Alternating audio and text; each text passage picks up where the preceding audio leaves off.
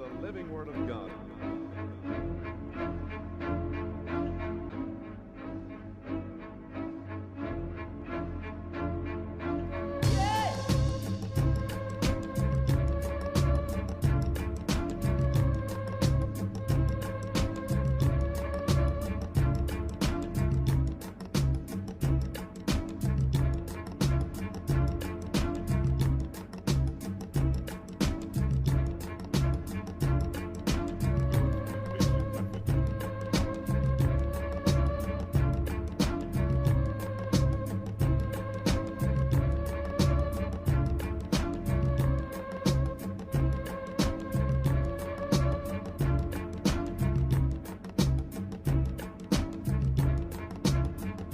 Method number one.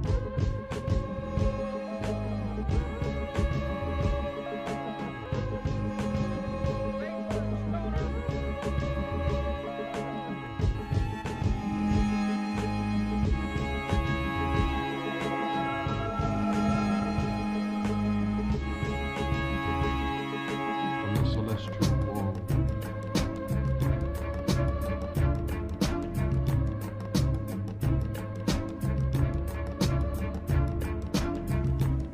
you've forgotten the keys to the kingdom. Have you been born yet? Are you alive?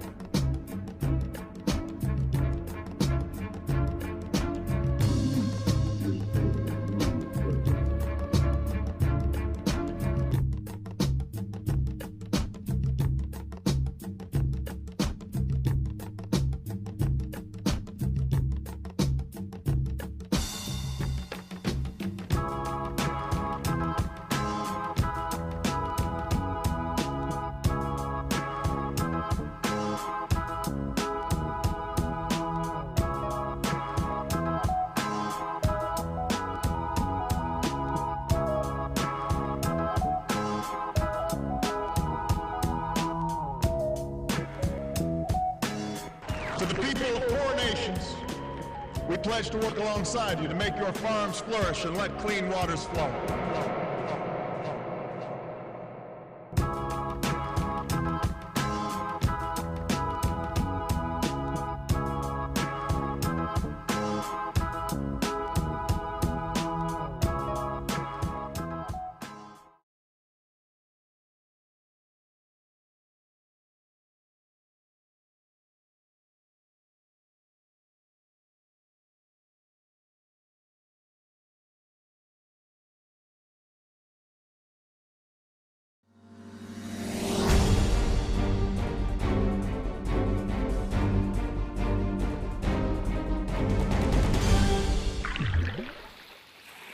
There's something therapeutic about the sounds of water splashing against the shore. But all is not well beneath these tranquil waves. Invasive zebra and quagga mussels are infecting many of our lakes in ways never before experienced or even imagined. Thousands of these invaders drop to the floor each time commercial fisherman Jeff Weborg releases his gill nets into Lake Michigan. It's hard to imagine, but our scientist at NOAA who studies life on the bottom has estimated that there are over 4 quadrillion mussels on the bottom of the lake. These destructive mussels blanket the floor of big and small lakes alike. They have invaded 20 states, lurking in hundreds of inland lakes and 6 major rivers. And they stick themselves to everything. So if you take a look at a pipe that mussels have entered, now you've got a problem. Utility pipes and machinery often get clogged with massive amounts of sticky mussels, and it's costing us millions. Right now it's probably between 15 and 20 million a year to control them at the pipes. But that's only part of the problem. They can change the ecosystem in ways you don't want the ecosystem changed. Hungry zebra and quagga mussels are literally sucking in plankton, a critical part of the food chain and necessary for the survival of game fish. And the mussels have a voracious appetite.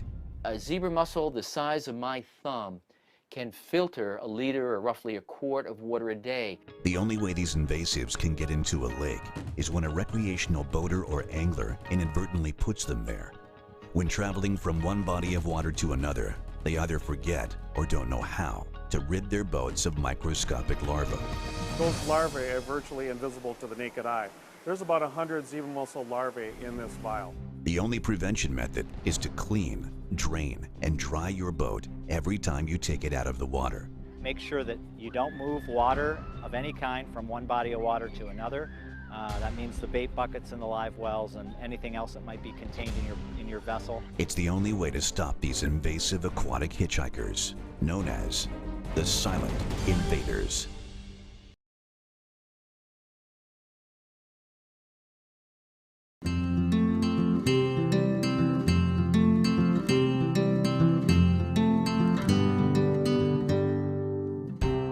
About 100 years ago, Evansville built its sewer system to carry stormwater away from streets.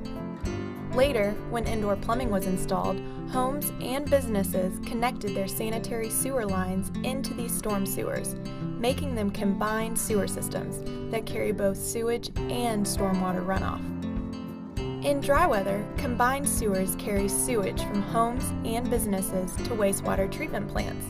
However, during heavy rain or snowmelt, these pipes aren't large enough to accommodate the combined sewage and stormwater flow. Once the pipes fill it past a certain level, the surplus water and sewage in the combined sewer overtops a dam known as a weir. Then, sewage flows into waterways, creating a combined sewer overflow, or CSO. In Evansville, these combined sewer overflow pipes are located along Pigeon Creek and the Ohio River. Combined sewer overflows contain municipal and industrial waste, floating debris, and disease-causing bacteria, among other things. Those pollutants are harmful to the environment and humans, and can prevent people from using the waters. Evansville has many combined sewers, and they're especially common in the older parts of town.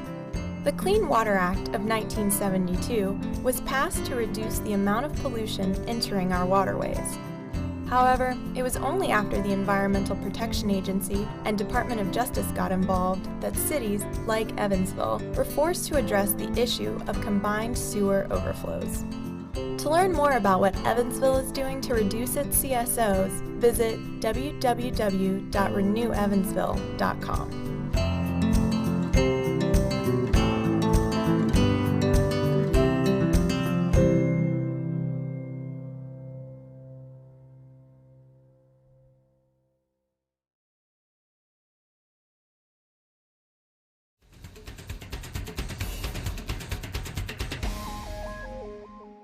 When you're on the surface of the boat, looking out at the water, mainly what you see is beautiful blue pristine water. But it's not until we pull up our trawls that we see what's really there, these finely broken down particles of plastic with the occasional recognizable item, a toothbrush or a lighter or a bottle cap. That's Anna Cummins, co-founder of the Five Gyres Project, talking about her group's recent discovery. I think we found the Atlantic garbage patch. They found it in the North Atlantic Gyre, a huge area of swirling ocean currents that pick up all sorts of flotsam, ocean debris, and unfortunately, are trash. But just like the so-called Great Pacific Garbage Patch, it doesn't actually look like a floating landfill in the middle of the ocean. And it would be much better if there was an island out there. Strange to say, but A, it would help people, visualize it, and B, we could go out and get it. And I think there's been this media misconception of a Texas-sized patch of garbage, and I think that's given people a false idea of what it really is. It's more like a thin plastic soup. Cummins and her colleagues started this project to visit all 5 major ocean gyres. They just returned from the ones in the Indian Ocean and the North Atlantic. We have a manta trawl that we use to skim the top 20 centimeters of the ocean surface. So we collected 35 surface samples across the Sargasso Sea, and we found plastic in every single one. Entwined in the thick mats of sargassum algae that the sea's named after, the pieces of plastic they found were mostly confetti-sized particles broken down by sunlight and waves. So you might see one fragment here, a couple minutes later see a bottle cap. Mostly you don't see it. But fish and other marine life do, and they're mistaking the plankton-sized plastic for food. We've had a chance to look into the stomachs of some different fish species. One called a lanternfish, which is a very common fish in the open ocean. It's food for tuna and mahi-mahi and other fish that we eat. And we found that a lot of them had plastic in their stomachs. With most of the trash so tiny, cleaning it up is likely impossible. For Cummins, fixing the problem means looking forward. We've taken petroleum plastics, which are designed to literally last forever. And we make cups and bags and bottles and utensils and toys and all kinds of things that are ultimately designed to be thrown away. So that really needs to shift, that we need to start producing plastics that are fully recyclable. She also advocates for passing legislation that makes companies responsible for the end life of their products and getting consumers to think about their own impact. In November, the research team will be sailing from Brazil to South Africa, cutting right through the South Atlantic Gyre. For Discovery News, I'm Jorge Ribas.